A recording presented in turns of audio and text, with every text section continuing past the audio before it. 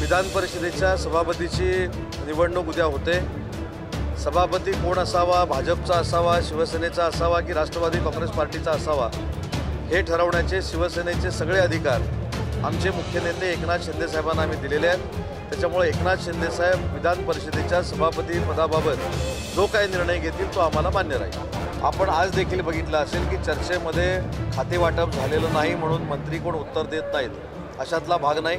म्हणूनच मी सांगितलं की मंत्री खाते वाटप झालेलं नसताना देखील शेतकऱ्यांचा प्रश्न सोडवण्यामध्ये आम्ही यशस्वी झालो आणि माननीय मुख्यमंत्री महोदयांनी स्पष्ट असं सांगितलं की 2 ते 3 दिवसामध्ये खाते वाटप होईल।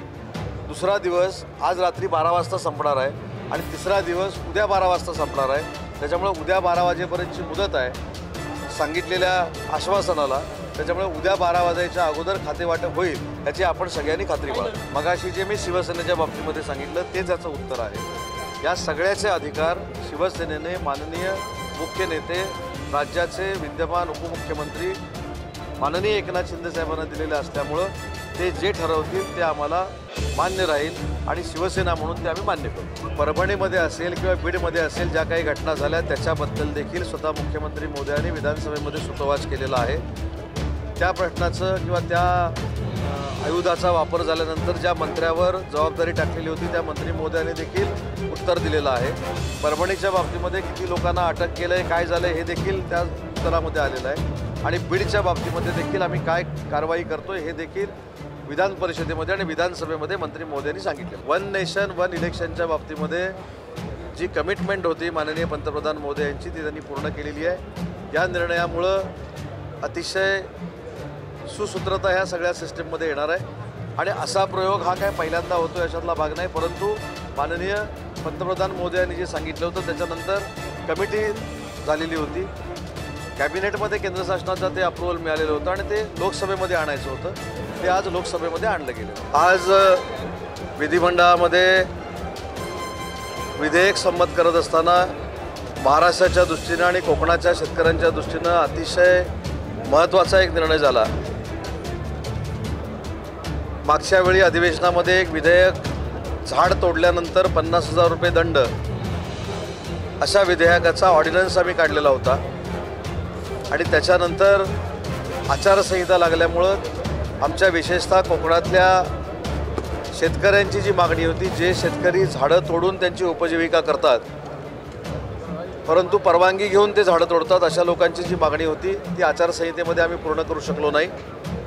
आज वृक्षतोडीच्या संदर्भातलं विधेयक मी स्वतः विधानसभेमध्ये मांडलं, त्यावेळी राज्याचे मुख्यमंत्री आदरणीय देवेंद्रजी फडणवीस साहेब ते सभागृहामध्ये उपस्थित होते आणि कोकणातल्या शेतकऱ्यांच्या मागणीनुसार या विधेयकाला स्थगिती देण्याचा निर्णय माननीय मुख्यमंत्री महोदयांनी घेतलेला आहे। 1,000 रुपयाचा दंड जो 50,000 रुपये केला होता त्या दंडामध्ये वाढ करण्याचा निर्णय नक्की झालेला आहे, परंतु तो 50,000 असावा, 25,000 असावा की 10,000 रुपये असावा यासाठी एक समिती गठीत करून 90 दिवसामध्ये हा निर्णय घेण्याचे सूतोवाच माननीय मुख्यमंत्र्यांनी केलेले आहेत। त्याच्यामुळं एक झाड तोडल्यानंतर 1,000 रुपयाचा जो दंड 50,000 रुपये झाला होता तो थांबवण्याचा आणि त्या विधेयकाला स्थगिती देण्याचा निर्णय म्हणजेच कोकणातल्या आणि महाराष्ट्रातल्या शेतकऱ्यांच्या मनातला निर्णय घेण्याचं काम आज महायुतीच्या सरकारनं विधानसभेमध्ये केलेलं आहे। तर या भेटीकडे बघताना मी अजिबात राजकीय बघत नाही।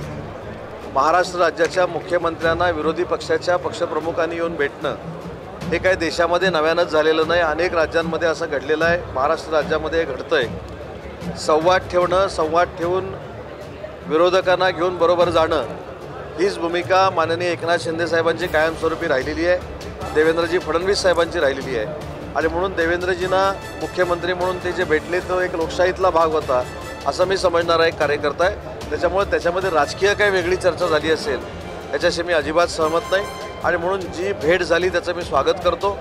आम्ही आता भविष्यामध्ये महायुती म्हणून जे काही निर्णय घेऊ त्या निर्णयाला शिवसेना उभाठा ही पाठिंबा देईल याची खात्री देखील व्यक्त करतो। या प्रसंगानंतर हा प्रसंग पुन्हा घडणार नाही, याची पुनरावृत्ती होणार नाही अशा पद्धतीची कडक भूमिका रेल्वे प्रशासनानं घेणं आवश्यक आहे, मुंबई पोलिसनं देखील घेणं आवश्यक आहे। सरकार म्हणून आम्ही नक्की त्याच्यामध्ये लक्ष घालू आणि राज्याचे मुख्यमंत्री आणि दोन्ही उपमुख्यमंत्री संवेदनशील असल्यामुळं अशी घटना परत घडणार नाही याची दक्षता पोलिसांकडनं घ्यावी अशा पद्धतीच्या सूचना देखील जातील आणि ज्या व्यक्तीनं हे कृत्य केलेलं आहे त्याच्यावर देखील कडक कारवाई होईल.